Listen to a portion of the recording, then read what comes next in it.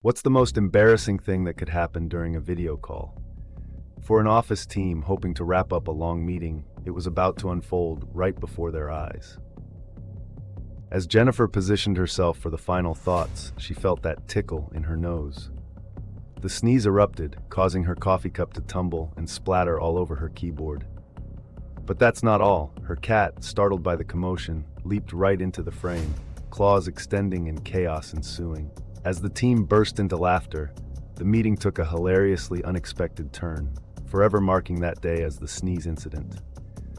Sometimes, it's the little mishaps that create the most memorable moments.